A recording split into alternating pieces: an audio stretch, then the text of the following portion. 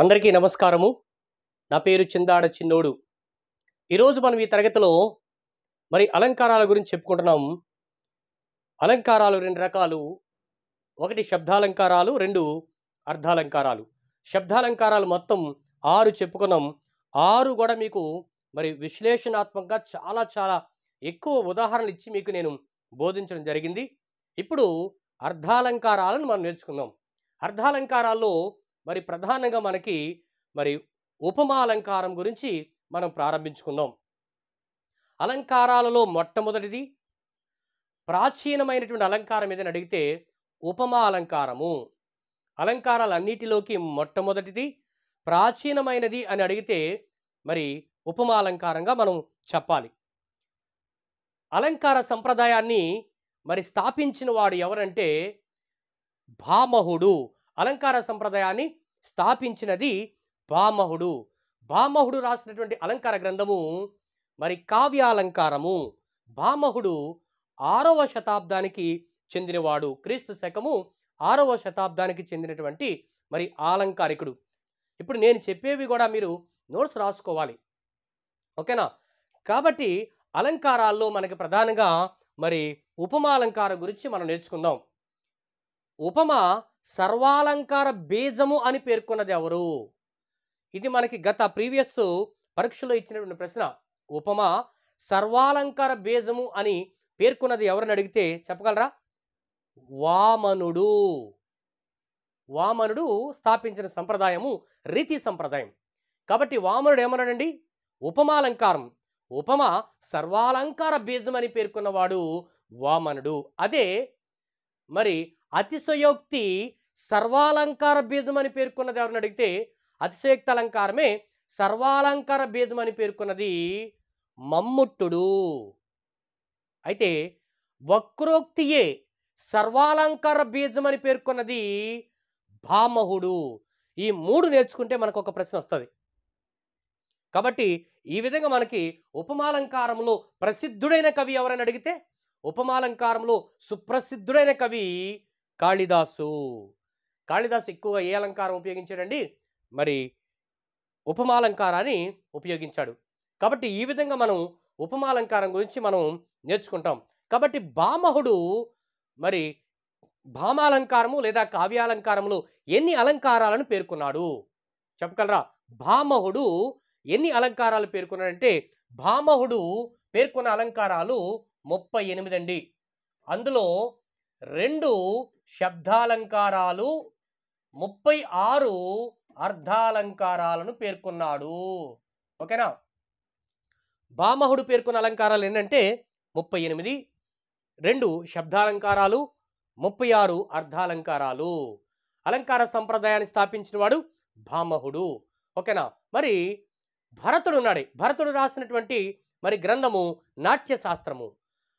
భరతుడు ఎన్ని అలంకారాలు పేర్కొన్నాడంటే భరతుడు పేర్కొన్నటువంటి అలంకారాలు 4 అలంకారాలు పేర్కొన్నాడు. అందులో 3 అర్థాలంకారాలైతే 1 శబ్దాలంకారము. ఓకేనండి? ఇక్కడ కూడా మనకి బిట్ అడిగాడు. భరతుడు పేర్కొన్న అలంకారాలు 4 అయితే అందులో 3 అర్థాలంకారాలు, 1 శబ్దాలంకారాలు. ఈ క్రింది వానిలో భరతుడు పేర్కొన్నటువంటి శబ్దాలంకారాన్ని గుర్తించమంటాడు. కాబట్టి మనం 4 అలంకారాలు కూడా ఇక్కడ నేను మీకు తెలియజేస్తాను. భరతుడు పేర్కొన్నటువంటి 4 అలంకారాల్లో 1 ఉపమాలంకారము, ప్రధానమైంది ఉపమాలంకారము. 2 రూపకాలంకారము, రూపకము. 3 దీపకాలంకారము, దీపకం. 4 యమకం. కాబట్టి ఈ 4ంటిలోనూ యమకం అనేది శబ్దాలంకారము. అభ్యర్థులకి చాలా మందికి ఏవి అర్థాలంకారాలు, ఏవి శబ్దాలంకారాలు అనేది కూడా ఇంకా కొంతమందికి అవగాహన లేదు. కాబట్టి శబ్దాలంకారాలు ఇవి, అర్థాలంకారాలు ఇవి అని తెలుసుకోగలిగితే మనకి సింపుల్గా ప్రాథమిక అంశాల నుంచి కూడా బిట్టిస్తాడు. ఈ క్రింది వారిలో శబ్దాలంకారము కానిది గుర్తించండి, ఈ క్రింది వాళ్ళు అర్థాలంకారాన్ని గుర్తించండి. కాబట్టి మీకు మొత్తము శబ్దాలంకారాలు మనం ఎన్ని చెప్పుకున్నాం? 6 చెప్పుకున్నాం. ఏంటి ఆ శబ్దాలంకారాలు? వృత్యానుప్రాస, చేకానుప్రాస, లాటానుప్రాస, అంత్యానుప్రాస, యమకము, ముక్తపదగ్రస్తము. ఇవి 6 మనకి శబ్దాలంకారాలు. ఇవి కాని మిగతావన్నీ కూడా అర్థాలంకారాలే. కాబట్టి ఇప్పుడు భరతుడు పేర్కొన్నటువంటి అలంకారాలు ఎన్ని అని అడిగితే భరతుడు 4 అలంకారాలు పేర్కొన్నాడు. అందులో 3 అర్థాలంకారాలు, 1 శబ్దాలంకారం. భరతుడు పేర్కొన్న శబ్దాలంకారం ఏదని అడిగితే యమకం. మిగతావి ఉపమాలంకారము, రూపకము, దీపకము. ఈ 3 అనము అర్థాలంకారాలు, యమకం 1 శబ్దాలంకారము. భామహుడు పేర్కొన్న అలంకారాలు మొత్తం ఏంటంటే 38. అందులో 2 శబ్దాలంకారాలు, 36 అర్థాలంకారాలు. కాబట్టి ఈ విధంగా శబ్దాలంకారాల్లో మరి ప్రఖ్యాతి చెందినటువంటి ప్రాచీన కవి ఎవరని అడిగితే మరి శబ్దాలంకారాలను అద్భుతంగా ఉపయోగించిన కవి పోతన గారు ఎక్కువగా. రైట్. ఇప్పుడు మనం ఉపమాలంకారం గురించి నేర్చుకుందాం. ఉపమా సర్వాలంకార బీజము అని చెప్పినది ఎవరంటే వామనుడు. మరి 4 ప్రధానమైన భాగాలు ఉపమాలంకారములో ఉంటాయి. ఉపమాలంకారములో ఎన్ని భాగాలు ఉంటాయంటే 4 భాగాలు ఉంటాయి. ఉపమాలంకారం ప్రాచీనమైనది, అలంకారాలన్నిటిలోనికి మొదటిదిగా చెప్పవచ్చు. ఉపమాలంకారం అర్థమైతే ఉపమాలంకారాన్ని అవగాహన చేసుకుంటే మిగతా అలంకారాలన్నీ కూడా మనకి ఈజీగా వస్తాయి. ఓకేనా? మీకు ఉపమాలంకారం గురించి నేను వివరిస్తాను. ఉపమాలంకారం అంటే నిర్వచనము ఉపమేయ ఉపమానాలకు మనోహరమైనటువంటి సాదృశ్యము అంటే పోలిక చెప్పబడినచో దానిని ఉపమాలంకారము అంటారు. ఏంటండి? ఉపమేయ ఉపమానములకు మనోహరమైన సాదృశ్యము పోలిక చెప్పబడినచో దానిని ఉపమాలంకారం అంటారు. ఈ ఉపమాలంకారంలో ఎన్ని భాగాలు ఉంటాయంటే మరి 4 ప్రధానమైనటువంటి భాగాలు ఉంటాయి. ఉపమాలంకారంలో ప్రధానమైనటువంటి భాగాలు 4 ఏంటంటే 1 ఉపమేయము, 2 ఉపమానము, 3 ఉపమావాచకము, 4 సమాన ధర్మము. ఈ 4 అంశాలు కూడా మనకి ఉపమాలంకారంలో ఉన్నటువంటి భాగాలు. ఓకేనా? మనం ఒక్కొక్క దాని గురించి ముందు నేను ఇక్కడ వివరిస్తాను. సింపుల్గా ఉపమేయం అంటే ఏమిటి, ఉపమానం అంటే ఏమిటి, ఉపమావాచకం అంటే ఏమిటి, సమాన ధర్మం అంటే ఏమిటి అనేది మనకి పరీక్షలు ఎక్కువగా అడుగుతున్నటువంటి అంశాలు. ఓకేనా? కాబట్టి ఉపమేయము అంటే చూడండి, ముందుగా నేను ఒక్కొక్క దాన్ని వివరించిన తర్వాత అప్పుడు ఉదాహరణలకు వెళ్తాను. ఉపమేయం గురించి చెప్పుకుంటున్నాం. ఉపమేయం అంటే ఏ వస్తువుని పోల్చుతున్నామో దానిని ఉపమేయము అంటారు. ఇంకా దానికి పేరు వర్ణించదలచిన వస్తువు అంటారు. ఇక్కడ మీకు చాలా అంశాలు రాస్తున్నాను. ఉపమేయం అంటే ఏ వస్తువుని పోల్చుతున్నామో, తర్వాత వర్ణించదలచిన వస్తువు,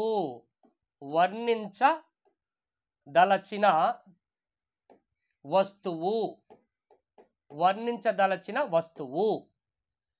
ఇంకా ఉపమేయాన్ని ఏమంటారంటే వర్ణ్యము అంటారు. వర్ణ్యము. గత టెట్టలోను డిఎస్సిలో అడిగి బిట్టాడు తెలుసా? వర్ణ్యము అంటే ఏమిటి అని అడిగాడు. వర్ణ్యము అంటే ఉపమేయము అంటే ప్రస్తుత వర్ణ్య వస్తువు. ఇంకా చెప్పచ్చండి, ప్రస్తుత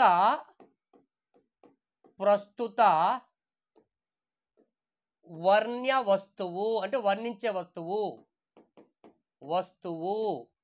ఇంకా దీనికి ఏమంటాం తెలుసా?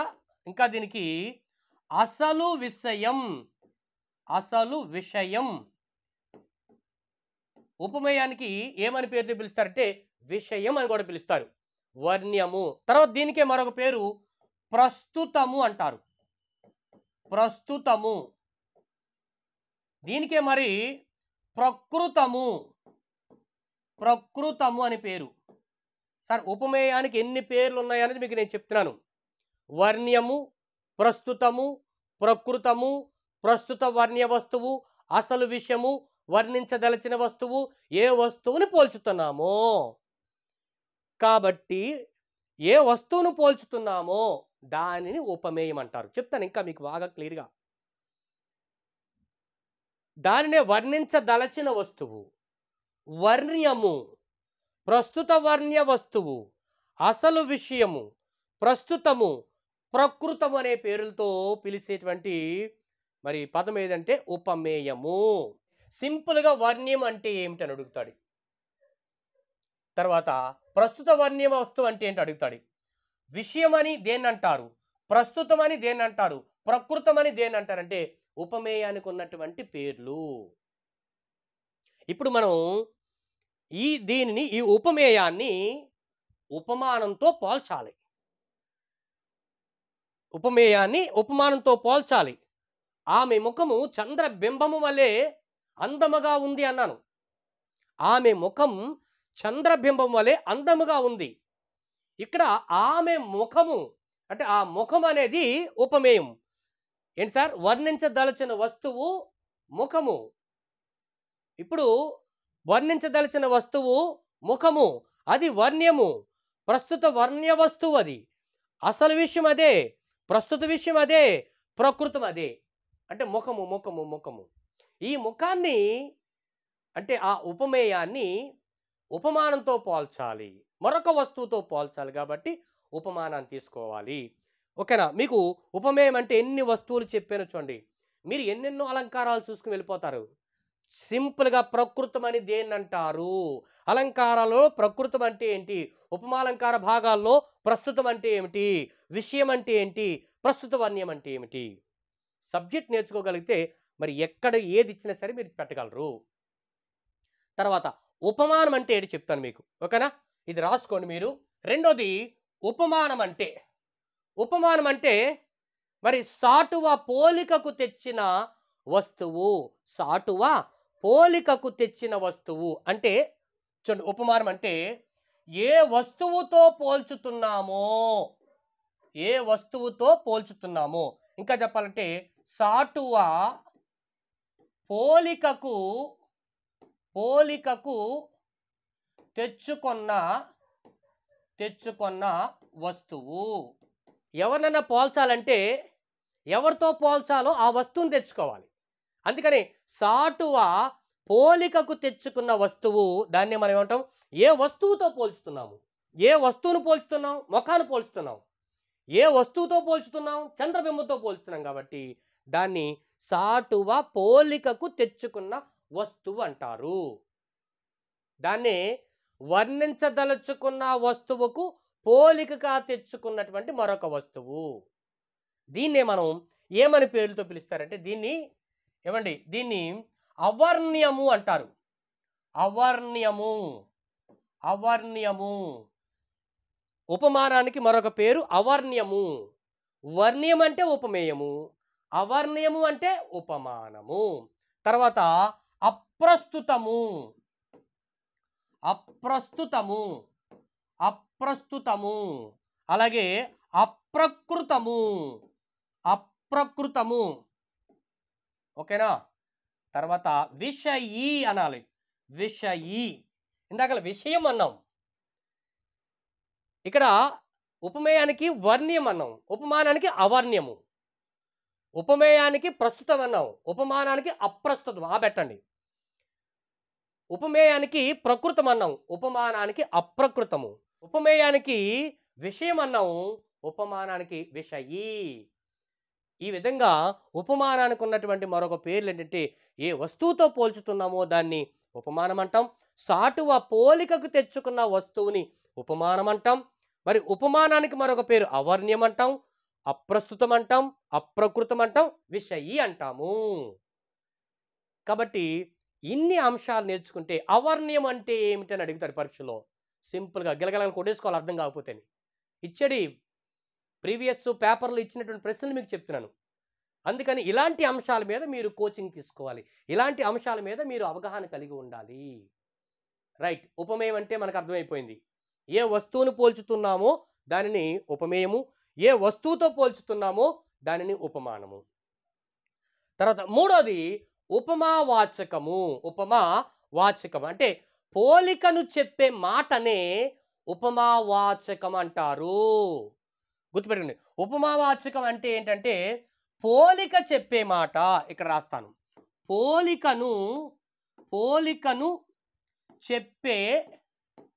చెప్పే మాటను ఏమంటారండి?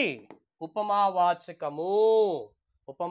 వాచకము. ఉపమావాచకానికి మరొక పేరు అంటే చూడండి, ఉపమావాచకానికి మరొక పేరు అంటే సాదృశ్యవాచకం అంటారు. సాదృశ్యవాచకము. సాదృశ్యవాచకం. సాదృశ్యవాచకం అంటే ఉపమావాచకము. ఇక్కడ సాదృశ్యం అంటే పోలిక అని అర్థం. అందుకని పోలికను చెప్పేటువంటి మాటనే ఉపమావాచకము. ఆ ఉపమావాచకానికి మరొక పేరు ఏంటంటే సాదృశ్యవాచకం. సాదృశ్యవాచకం అన్న ఉపమావాచకం అన్న ఒకటే. ఎందుకంటే పోలిక చెప్పే మాటను ఉపమావాచకము లేదా సాదృశ్యవాచకము అంటారు. రైట్. తర్వాత నాలుగోది సమాన ధర్మం. సమాన ధర్మం అంటే ఉపమేయములోను ఉపమానములోను సమానమైనటువంటి గుణాలు ఉండే దానినే సమాన ధర్మం అంటారు. అంటే రెండింటిలోనూ ఉన్నటువంటి సమానమైనటువంటి గుణాలనే సమాన ధర్మము. అర్థమైందండి మీకు? ఒకటికి రెండు సార్లు వీడియోని చూడండి, మీకు ఖచ్చితంగా మీకు బాగా అర్థమవుతుంది. అంటే ఎందుకంటే ఇంతగా మీరు కొంతమంది వినుండొచ్చేమో కానీ చాలా మందికి ఇవి తెలియవు. అప్రస్తుతము ఉపమానము, ప్రస్తుతము ఉపమేయము, అవర్ణ్యము ఉపమానము, వర్ణ్య వస్తువు ఉపమేయము, ప్రస్తుతము ఉపమేయము, అప్రస్తుతము ఉపమానము, ప్రకృతము ఉపమేయము, అప్రకృతము ఉపమానము. సాదృశ్యవాచకమును ఏమని పేరుతో పిలుస్తారు? ఉపమావాచకము. ఇలా ఈ నాలుగింటి మీద మీరు మంచి అవగాహన కలిగి ఉంటే మరి దీని మీద మీకు మంచి నాలెడ్జ్ కూడా వస్తుంది. అయితే ఇక్కడ మీకు నేను చాలా విషయాలు ఇంకా చెప్పవలసింది. ఉపమావాచకం అంటే సాదృశ్య రూపాన్ని ఉపమావాచకం అంటారు కదా. అంటే సాదృశ్య వాచకాలు మనం తెలియాలి. ఇప్పుడు ఏ పద్యములో కానీ, ఏ గద్యములో కానీ, ఏ వాక్యములో కానీ ఉపమాలంకారం అనేది గుర్తుపట్టాలంటే ఎలా? ఉపమాలంకారాన్ని గుర్తుపట్టడానికి మరి ఆ సాదృశ్య వాచకము, ఉపమావాచకం చాలా చాలా కీలకమైనటువంటి పాత్ర పోషిస్తుంది. కాబట్టి ఇప్పుడు ఉపమావాచకాలన్నీ కూడా మనం నేర్చుకుందాం. ఆ పదాలు మీకు ఇక్కడ నేను తెలియజేస్తాను. చూడండి, ఏదైనా ఒక పద్యములో కానీ, గద్యములో కానీ, ఒక వాక్యములో కానీ ఉపమావాచకాన్ని బట్టే మనం ఇది ఉపమాలంకారం అని చెప్పవచ్చు. చాలామంది ఆమె ముఖం చంద్రబింబము వలె అందముగా ఉంది, వలె వచ్చింది కాబట్టి ఇది ఉపమావాచకం అని పెడతారు. ఓకే. కానీ కొన్ని కష్టమైనటువంటి పద్యాల్లో ఆ వలె అనేది దొరకదు. దాని స్థానములో చాలా ఉన్నటువంటి పదాలు ఉన్నాయి. అవన్నీ మనం చెప్పొచ్చు. ఉపమావాచక పదాలు అంటే సాదృశ్యవాచక పదాలు ఏంటంటే మనకు అందరికీ తెలిసింది వలె. ఆ పదములో వలె ఉంటే మనం ఉపమావాచకం అంటాం. కానీ వలె వచ్చి వేరే అలంకారాలు వచ్చేటువంటివి కూడా ఉన్నాయి. ఓకేనా? కాబట్టి మనకి అలాంటి అలంకారాలు కూడా మనం నేర్చుకోవచ్చు. అనన్వయ అలంకారం కానీ, ఉపమేయ అలంకారాలు కానీ ఉంటాయి. అవి వచ్చినప్పుడు కూడా చాలా ఈజీగా గుర్తుపట్టడానికి మీకు నేను చెప్తాను. ఉపమావాచక పదాలు కైవడి, చందమున, పోలే, పోల్కి, లాగా, వంటి, భంగి, మార్కి, చెన్నున, రీతిగా, తరహా, చార్పున, కరణి, విధమున, తెరగున, మాదిరి, పగిది. ఇవన్నీ కూడా ఉపమావాచక పదాలు. ఇంకా చూడండి, ఇందులో అటులన్ ఇంకా ఉన్నాయి. అటులన్, అట్లు, అట్లు, చొప్పునన్, చొప్పునన్ను, గతిన్, లాగునన్ను, లేలన్ను, సంగడి, సంకాస, సదృశ, సన్నిభ. ఇవన్నీ కూడా మనకి ఉపమావాచక పదాలు. ఇందులో ఏదైనా సరే మనకి పద్యములో కానీ, గద్యములో కానీ ఈ పదాలు మనకు కనిపిస్తే వీటిని మనం ఈజీగా నువ్వు గుర్తుపట్టకపోయినా ఈ ఉపమావాచక పదాలను ఒక్కసారి నువ్వు గుర్తించుకోగలిగితే దానిని బట్టి నువ్వు ఇది ఉపమాలంకారం అని గుర్తించవచ్చు. ఓకేనా? ఈ విధంగా మనకి ఉపమావాచక పదాలు చూడండి ఎన్ని ఉన్నాయో. వలె, కైవడి, చందమున, పోలి, పోల్కి, లాగా, లా అంటాం. లాన, లాగాన, వలె అనేటువంటి అర్థాన్ని ఇస్తుంది. వంటి, భంగి, మార్కి, చెన్నున, రీతిగా, తరహా, చాడ్పున, కరణి, విధమున, తెరగున, మాదిరి, పగిది అటులన్ అట్లు, చొప్పునన్ గతిన్, లాగునన్ లేలన్, సంగడి, సంకాస, సదృశ, సన్నిభ. ఈ పదాలన్నీ కూడా మరి ఉపమావాచక పదాలే. ఈ పదాలు ఎక్కడైనా పద్యములు వచ్చినప్పుడు మీరు జాగ్రత్తగా, ఒకవేళ మీకు అర్థం కాకపోతే ఈ పదాన్ని బట్టైనా సరే ఇందులో ఉపమాలంకారం ఉందని మనం గుర్తించవచ్చు. ఓకేనండి. ఒక ఉదాహరణ చూద్దాం. చూడండి ఇక్కడ మరి ఆమె ముఖం చంద్రబింబము వలె అందముగా ఉంది. ఆమె ముఖం చంద్రబింబం వలె అందముగా ఉంది. కాబట్టి ఇక్కడ వలె అనేటువంటి ఉపమావాచక పదం ఉంది కాబట్టి ఇది మరి ఉపమాలంకారం అని ఖచ్చితంగా మీరు పెడతారు. కానీ మరి ప్రశ్నలు అలాగిస్తాడని గ్యారంటీ లేదు. ఇదే పదము లేదా ఇదే వాక్యం ఇచ్చి ఆమె ముఖం చంద్రబింబం వలె అందముగా ఉంది, ఈ యొక్క మరి వాక్యములో ఉపమానము ఏది అని అడుగుతాడు. అప్పుడు ఉపమానం ఏదని అడిగితే మనకు ఉపమాలంకారంలో ఎన్ని భాగాలు ఉంటాయి? 4 భాగాలు ఉంటాయి. 1 ఉపమేయము, 2 ఉపమానము, 3 ఉపమావాచకము, 4 సమాంతరము. ప్రశ్న ఏమడిగాడి? ఇందులో ఉన్నటువంటి ఉపమానం ఏదని అడిగాడు. కాబట్టి ఇక్కడ ఆమె ముఖం అనేది, ఈ ముఖం అనేది ఉపమేయము, ఉపమేయం. చంద్రబింబం అనేది ఇది ఉపమానం, ఉపమానం. వలె అనేది ఉపమావాచకం, అందముగా ఉన్నది సమాన ధర్మం. కాబట్టి ఇక్కడ ఆమె ముఖం అనేది ఉపమేయం కాబట్టి మరి అడిగిన ప్రశ్న ఇందులో ఉపమానం ఏదంటే చంద్రబింబం అనేది ఉపమానము, ఉపమావాచకం ఏదంటే వలె. మరి ఈ రెండిట్లోనే సమాన ధర్మము అందముగా ఉండటము. ఆమె ముఖము చంద్రబింబం వలె అందముగా ఉంది అంటే ఆమె ముఖం కూడా చాలా అందంగా ఉంటుంది, చంద్రబింబం కూడా చాలా చక్కగా అందంగా ఉంటుంది. కాబట్టి ఈ రెండింటిలో ఉన్నటువంటి సమాన ధర్మమే ఏంటండి? అందముగా ఉన్నది. ఇలాగ ప్రతి అలంకారాన్ని మనం గుర్తించుకుంటూ వెళ్ళాలి. మరి నేను సుమారు మరి టెక్స్ట్ బుక్లోంచి అలాగే వివిధ మరి గ్రంథాల్లోంచి మరి ప్రీవియస్ ప్రశ్నల్లో వచ్చినటువంటి ప్రతిదీ కూడా మరి ఈ తరగతులు మీకు బోధిస్తాను. సుమారు 25 ఉదాహరణలు మీకు ఇక్కడ ఇస్తాను, జాగ్రత్తగా వినండి పూర్తిగా. రెండవ ఉదాహరణ, ఓ రాజా నీ కీర్తి హంస వలె ఆకాశగంగలో ఓలలాడుచున్నది. మనం చిన్నప్పటి నుంచి నేర్చుకుంటున్నటువంటి ఉదాహరణలు ఇవి. ఇవి ఎందుకు ముందుగా ఇచ్చానంటే మీకు అర్థం అవుతాయని. ఓకేనా? ఓ రాజా నీ కీర్తి హంస వలె ఆకాశగంగలో ఓలలాడుచున్నది. ఇక్కడ మరి వలె అనేది ఉపమావాచకము. ఈ యొక్క వాక్యములో మరి ఉపమేయం ఏదని అడిగితే చూడండి, నీ కీర్తి అనేది ఉపమేయం. కొంతమంది తెలియక రాజాని ఉపమేయంగా పెడతారు. కాదు, ఓ రాజా నీ కీర్తి ఎలా ఉంది? హంస వలె. కాబట్టి ఇది కీర్తి ఉపమేయము, ఉపమేయం. హంస ఉపమానం, ఉపమానం. వలె ఉపమావాచకం. సమాన ధర్మం ఆకాశగంగలో ఓలలాడుచున్నది అనేది సమాన ధర్మము.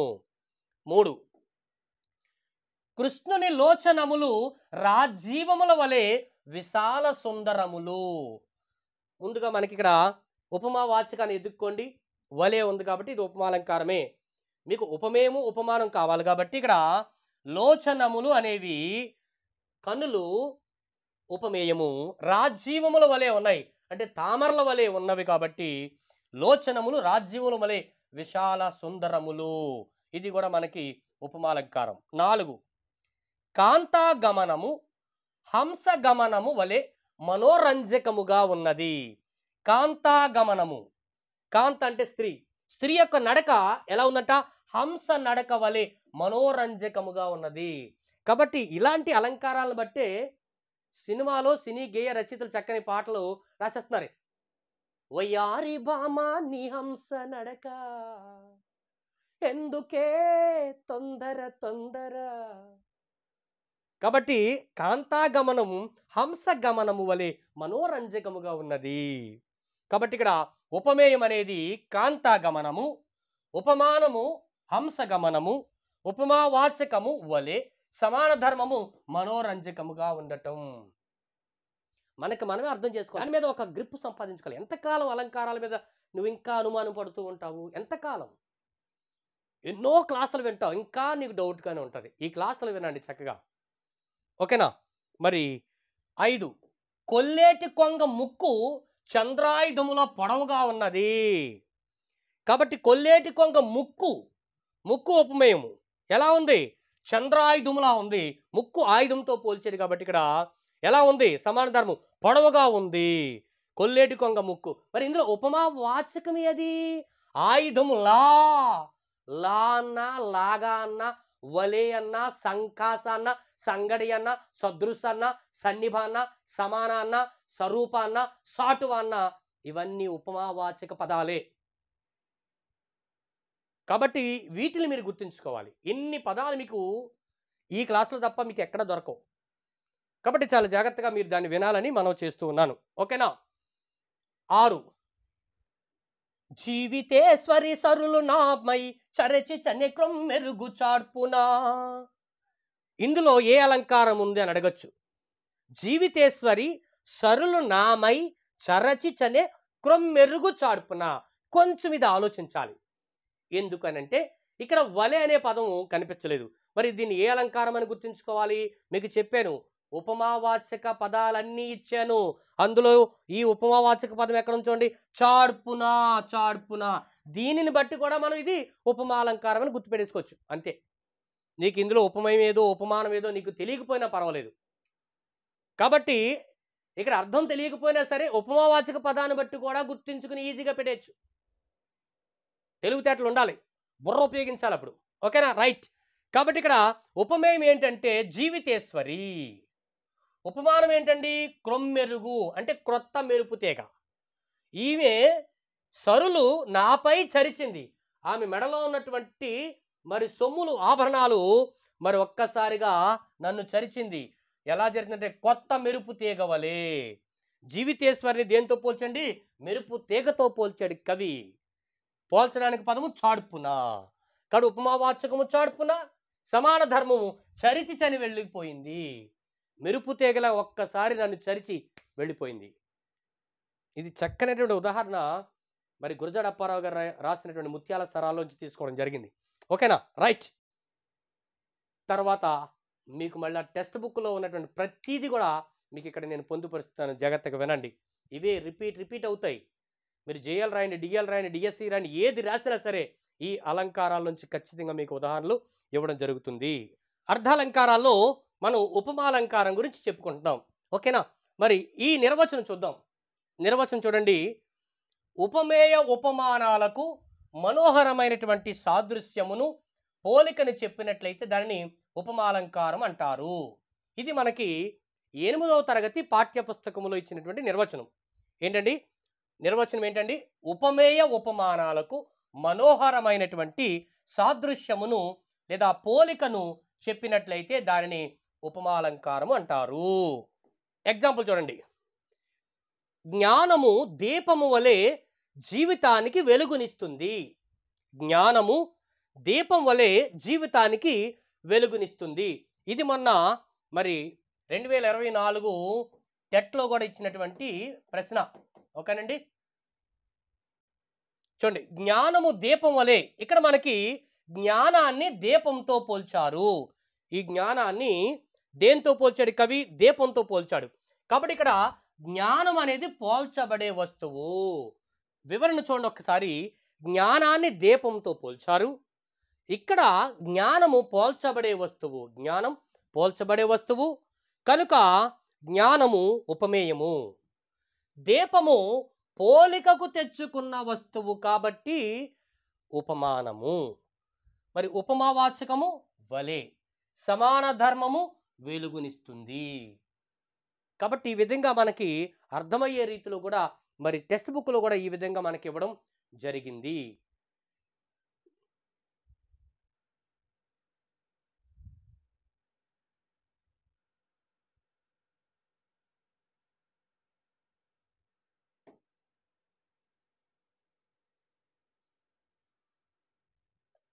ఎనిమిదోది,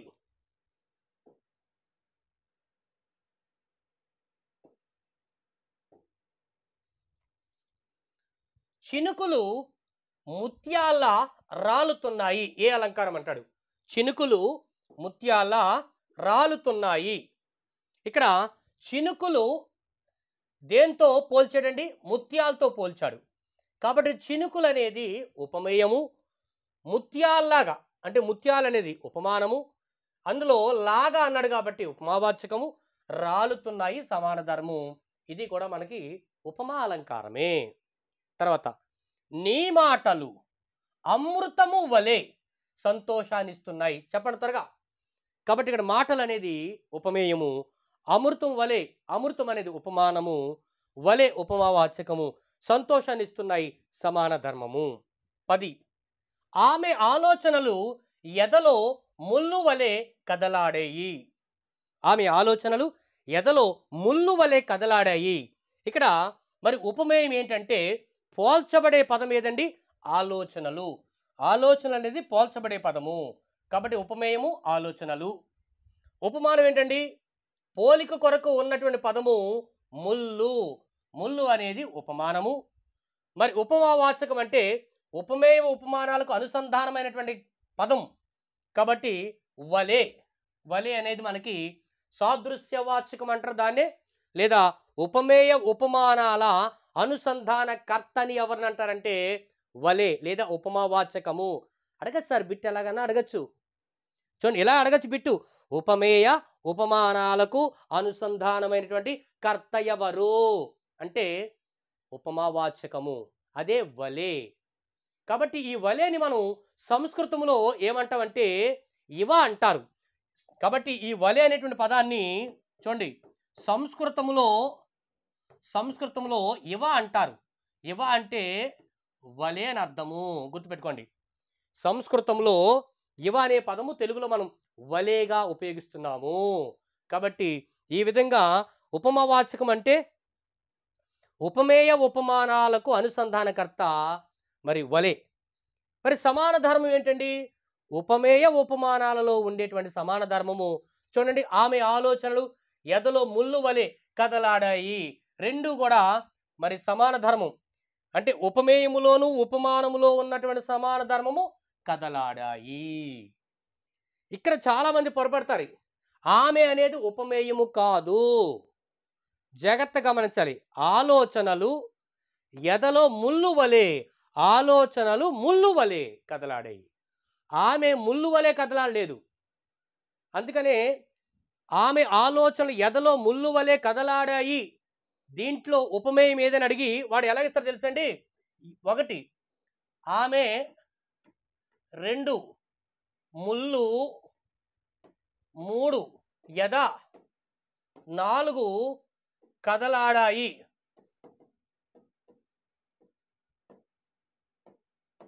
ఆలోచనలు ఆమె ఆలోచనలు ఎదలో ముళ్ళు వలె కదలాడాయి అని ఒక పదం ఇచ్చి ఆప్షన్స్ ఎలాగిస్తాడు తెలుసా?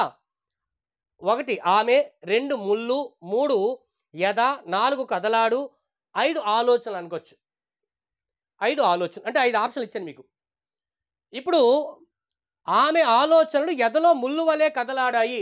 దీనిలో ఉపమేయము ఏదని అడిగితే చాలా జాగ్రత్తగా గమనించండి. అందులో ఉపమేయం ఏంటి?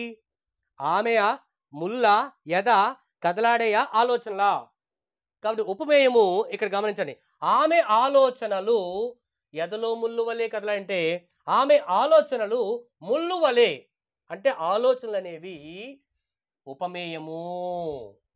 ఓకేనా? చాలా మంది తప్పు చేసి ఆమె అనేది ఇక్కడ పేరు కనిపిస్తుంది లేదా సర్వనామం కనిపిస్తుందని దీనిని ఉపమేయంగా పెట్టేవారు కూడా ఉన్నారు. కాబట్టి ఉపమేయం ఆమె కాదు. ఓ రాజా నీ కీర్తి అంశ వలె ఆకాశగంగలో ఓలలాడుచుందన్నప్పుడు కూడా ఓ రాజా అనేది కూడా ఉపమేయం కాదు, కీర్తి ఉపమేయం. కాబట్టి ఆ విధంగా మనం చిన్న విషయాలే తప్పు చేస్తారు. చిన్న చిన్న విషయాలే తప్పు చేస్తారు. ఆ చిన్న విషయాల్లోనే తప్పు చేసే ఉద్యోగానికి మరి దూరం అయిపోతున్నారు. ఓకేనా? రైట్. అది కాకూడదు ఇక నుంచి. 11 మంచి మాటలు మాణిక్యాల వలె చెవులకు అలంకారాలు అవుతాయి.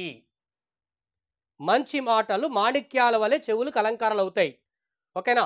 ఇక్కడ మనకి మంచి మాటలు ఉపమేయము, మాణిక్యాల వలె ఉపమానము, వలె అనేది ఉపమావాచకము, చెవులకు అలంకారాలు అవుతాయి అనేది మరి సమాన ధర్మము. ఇవి మనకి 8th క్లాస్ టెక్స్ట్ బుక్లో ఉన్నటువంటి ప్రధానమైనటువంటి వాక్యాలు. 12 ఆమె ముఖం చంద్రబింబం వలె ప్రకాశిస్తుంది. ముందు చెప్పుకున్నాం, మరలా మనకు టెక్స్ట్ బుక్లో ఇవ్వడం జరిగింది కాబట్టి దీని మీద మీకు ఇంకా వివరణ ఇస్తున్నాను. ఆమె ముఖం, ముఖం అనేది ఉపమేయము, చంద్రబింబము ఉపమానము, వలె ఉపమావాచకము, ప్రకాశిస్తున్నది సమాన ధర్మము. చూడండి, దీన్నే ఇలాగ బాక్స్లో ఇవ్వడం జరిగింది. చూడండి, ఉపమేయము, ఉపమానము, ఉపమావాచకము, సమాన ధర్మము. ఈ పదాన్ని తీసుకుందాం.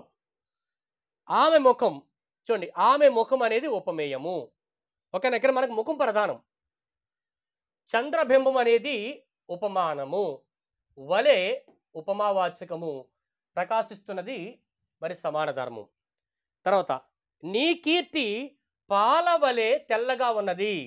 నీ కీర్తి అనేది ఉపమేయము, పాలు అనేది ఉపమానము, వలె అనేది ఉపమావాచకము, తెల్లగా ఉన్నది అనేది సమాన ధర్మము. దీన్ని ఇక్కడ పెట్టాం చూడండి. మంచి మాటలు ఉపమేయము, మాణిక్యాలు ఉపమానము, వలె మరి ఉపమావాచకము, చెవులకు అలంకారాలు అవుతాయి అనేది సమాన ధర్మము. 13 ఈ మడుగు మహాసముద్రం వలె పెద్దది. మడుగుని సముద్రంతో పోల్చాడు.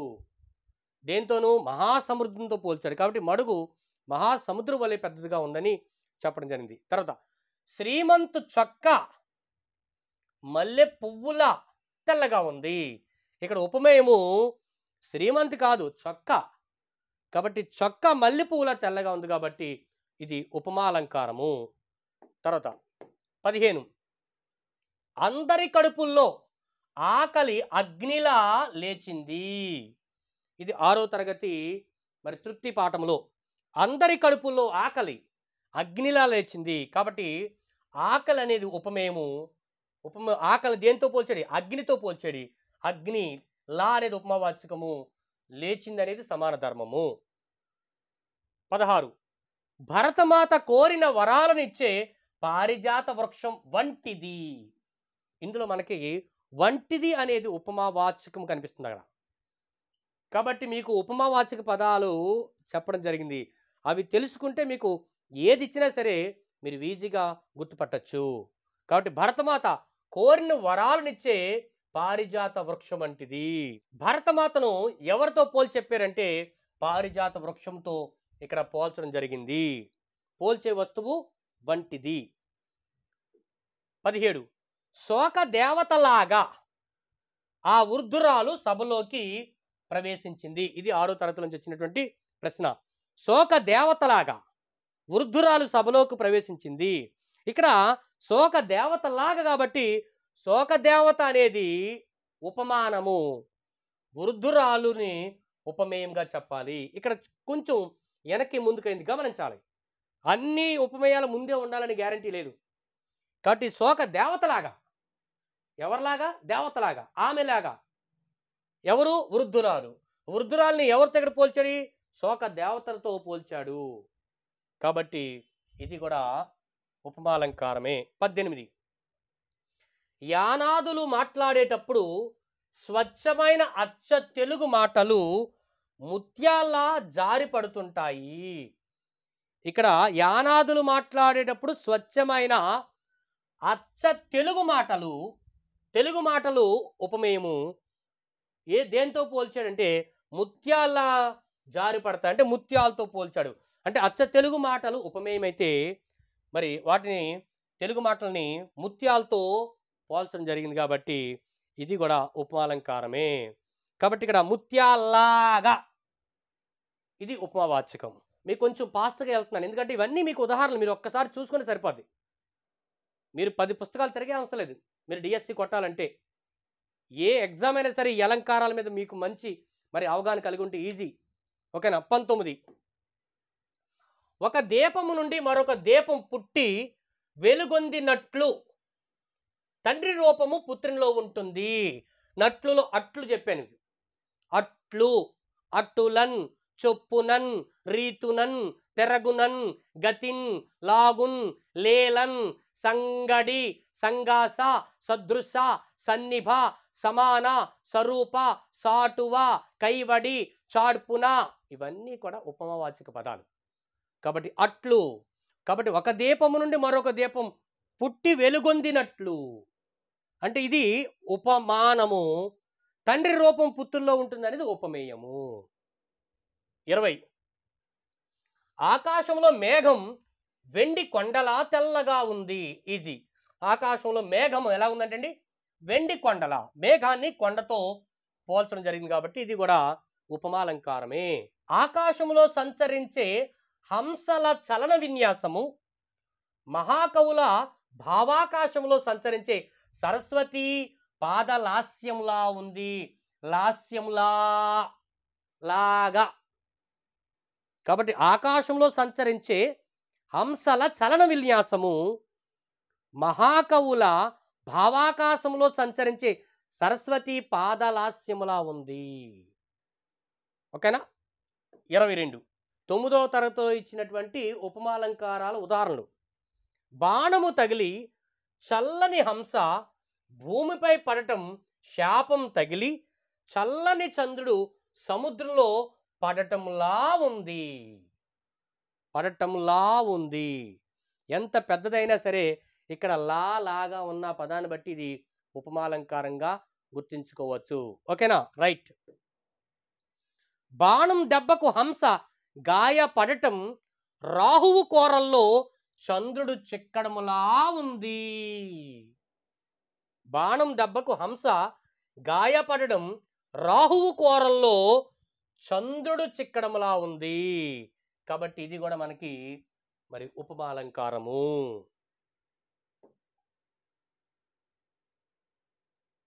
24 ఆక్టోపస్లా విస్తరించే మనిషి బాహువులు హరితాన్ని హంపట్ చేస్తున్నాయి. ఏంటి సార్? ఆక్టోపస్లా విస్తరించే మనిషి బాహువులు. కాబట్టి మనిషి బాహువుని ఆక్టోపస్తో మరి వర్ణించాడు, పోల్చాడు. కాబట్టి ఆక్టోపస్లా అనేది మనకి ఉపమానము, మనిషి బాహువులు ఉపమేయము. కాబట్టి హరితాన్ని హంపట్ చేస్తున్నాయి.